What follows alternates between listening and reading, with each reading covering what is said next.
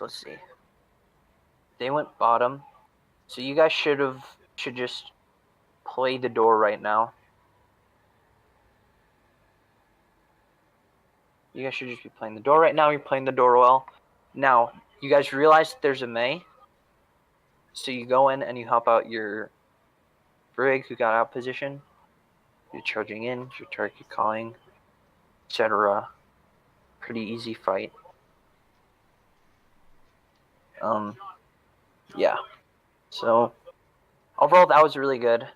So what you guys did well there, you played the opening and you recognized that they had a May. So you waited for the May wall. Our Brig got cut off by the May wall, but you ended up following in really well with speed boost and the heal boost. While Farah came in from behind them, and you were able to get a quick kill, and then after that it was just pretty easy cleanup.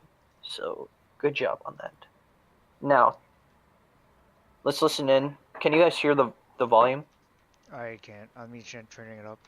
Yeah, I got it. So right now is when you guys should be communicating all this stuff. So where do we go when we're waiting? Just right now is when. So when I played on my team, this is where we started saying, okay, who did a lot of work that fight? You know, so let's say that the Moira was just doing a bunch of healing, and their Zarya got super high charge, and she was just shredding through people, but we managed to kill her fast. So at this situation, this is where somebody would say, okay, you know, we know that Zarya did a lot of work, so Zarya is probably going to be a bit farther up on ult than ours, and Moira also did a lot of healing, so that means their Moira is also going to be close to her ult. So those are the type of things that go through my head when I'm thinking about ult tracking.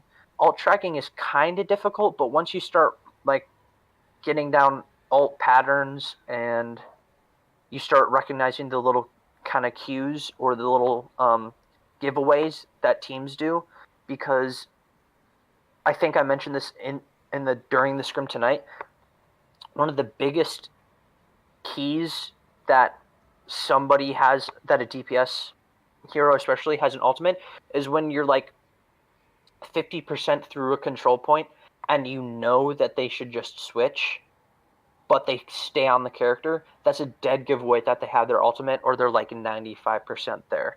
Once you press tab and you're like, okay, there's no way that they stay on that, and they're still on the hero, you already know that he's going to use his ult. So that's a really big giveaway of somebody having an ultimate. So just don't overthink ult tracking too much. Just try and pay attention to who uses your ult during each fight. That's like the basic place you should start. You should just start recognizing who uses their ult where. That's enough ult tracking you really need to do. But then as you start getting good at that, that's when you can start incorporating in other things to it. Okay. So, yeah. Right here. You guys should be use the range you have as fair to your advantage. Generally, when the other team runs Ghost Comp and we don't have a Pharah or any type of spam, then our DPS should switch. That should be like. Okay, yeah. So that was also a good point I made. If you had the volume up, you heard me say if they run Ghost Comp and our DPS isn't like a Pharah or Junk or something, then we should be switching to those heroes, because Goats can't do anything at all against Pharah. Pharah and Junkrat are the biggest destroyers of Goats Comp, because Pharah can just float in the air and Junkrat can kite the huge massive tanks and build tires in seconds. So just a little reference point, if you guys want to beat Goats Comp easily, try running Pharah or Junkrat. Okay, I'm gonna review for like 5 more minutes because I have to go then. Oh, well, okay, Gibraltar. I'm going to go to Gibraltar because I want to talk about that. Okay. Like the So Gibraltar defense right here. Okay, so look at these positions. So there's the area. Hold on. First of all, can you guys see that? The blue mark on the. I can. Okay. Good. Okay. So first of all, this right here. Well, that's a bit too thick. Hold on. It's definitely not what you said. Okay. Right there. That is called blue box. This box right here is blue box. I usually just call this like platform or something. Okay? This is blue box. I just call this platform. Okay? Underneath, kind of in this area, that's called car wash. Over there is server room. Okay? Over there is server room. Playing right here with a Winston and a Diva is good because Winston and Diva from this position have the ability to counter dive over here, just simply drop down to car wash or jump all the way over there without taking any poke damage. That's the big takeaway, okay? Because they have the cover from the blue box, they have the ability to jump to wherever they need to without taking any poke damage. That's why I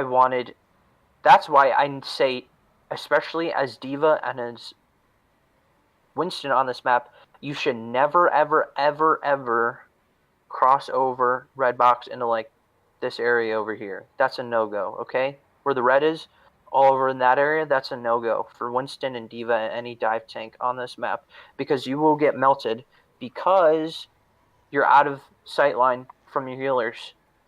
Because usually dive supports are, as you know, Mercy and Zen. So that is why I like running the blue box defense, and that's why a lot of professional teams also run blue box defense, because of how easy it is to dive to all these different places without taking poke damage for your tanks. So you're able to get off clean dives without feeding and surrendering too much ult charge to the enemy team. So I'm just gonna skip ahead. Okay, let's talk about a different map. Oh, okay. Third point defense. I would like to talk about third point defense positioning just a little bit. Thinking at you. Hold on. Hold on. Genji from the back line. We Do one of the two. Now, okay. here's what I'm saying. Okay. Alright, right here. There is no counter just dive. A bit farther. Okay. So, we should have Widowmaker. Uh-oh. Tailby, did you press a flag in the top left? Yeah, I did. I was erasing that stuff from the Could you click off of it? Yep. Okay, thank you. So, this right here, I call this platform. Hold on, I'll change it to blue so it's a little bit easier to see. It doesn't go against. Okay. This I call platform. I call these two things like platforms. I usually call mega, like right over there. There's also a health pack, I think, over here, but I'm not sure. And then the place behind Zen is just called Rocket or something like that. Anyways, this is corner. So, I have a wild idea. Maybe it might take longer than expected, but could you like write those names on the actual... Okay. Yes. I can take a screenshot. So, I just call this platform. Hold on, I'll change font. Yeah, hold on. Hold on, clear screen. Okay. So, this blue area. Okay. So I'll call this back platform, and this will be in green text. Back platform. This is front platform. And then behind is Rocket. Okay? So behind Zen right now is Rocket. That's front platform, that's back platform. Okay? So when you're running dive on defense, you want to have I would have your snipers up on this area, like if you run an Ana or something, have them set up here with a Widowmaker or a Hanzo. It really depends on what healer comps you do, but usually if you run a sniper, then you should be sitting up here. Sombra should always hack this mega health pack back there so that you have that. And if she can, the mega health pack right over there, and I think there's also a health pack right there. Okay, and then your dive tanks should be sitting up on front platform. So Winston Diva should be up on front platform. Sombra should be looking to hack the Mega Health packs. There's one on the far right. There's one kind of right next to the Winston, and there's one behind the Winston. And then the sniper should be sitting up on back platform. So any Ana, any Hanzo, any Widowmaker, because they have that sight line. Did you take a screenshot of all that? Just give me a second. Okay.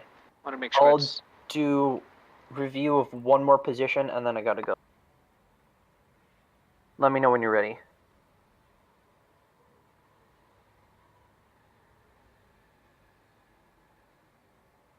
One more moment. Okay, take your time.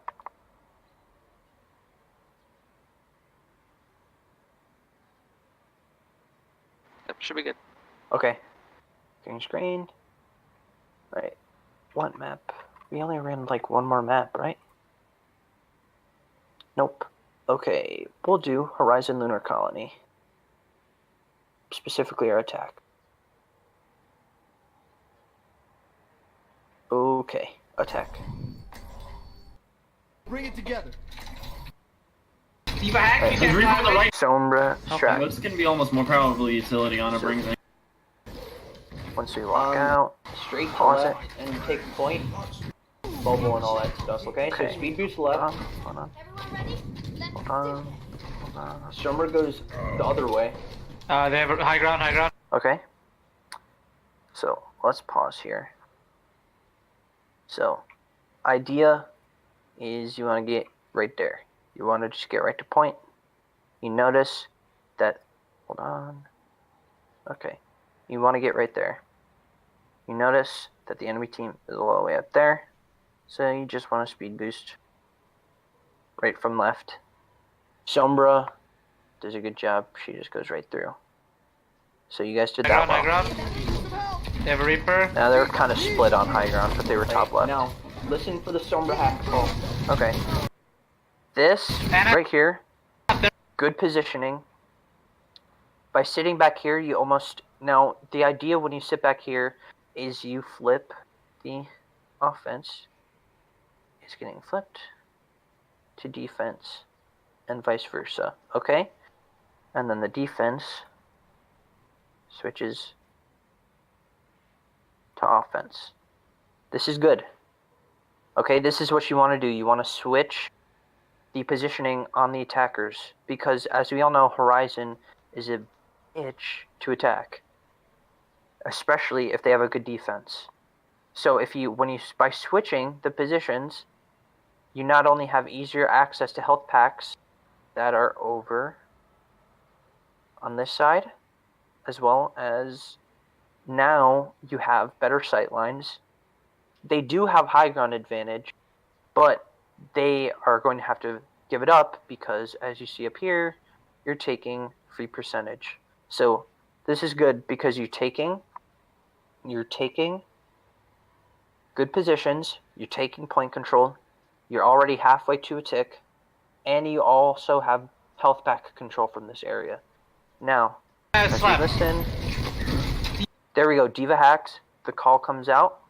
Reaper on the right. Reaper on the right. Go on Diva, nice. Purple. Now, we didn't go on Diva as hard as I wanted to, but we still ended up getting Diva out of mech. I'm trying to heal you. Now, the this Orisa. position right here is a little bit more aggressive than I would like because you're not really doing much healing for the team, but it's okay because, as you see up in the kill feed, you're getting a bunch of kills. So, you can play nice, aggressive, but I mean, that's the type of stuff that happens when you get too aggressive, is, you know, You get killed by Junkrat. you get killed by Slap. kind of dumb things. Purple, purple. Now, we did end up taking point, so it's fine, I got Ana. but it's just still. Monkey purple. And, yeah, that's all I have time for. But anyways, that's just kind of some things from our Ember Scrim. So yeah, I guess the two people that are here, you guys got more out of that than everybody else, but Yeah. you know, it's good enough, I guess. I got it on VOD so they can watch it. Okay. Good. Okay, well, I am going to head out. But good scrims today, everybody. Yeah. Alright, see you guys. Thanks for playing with us. See ya.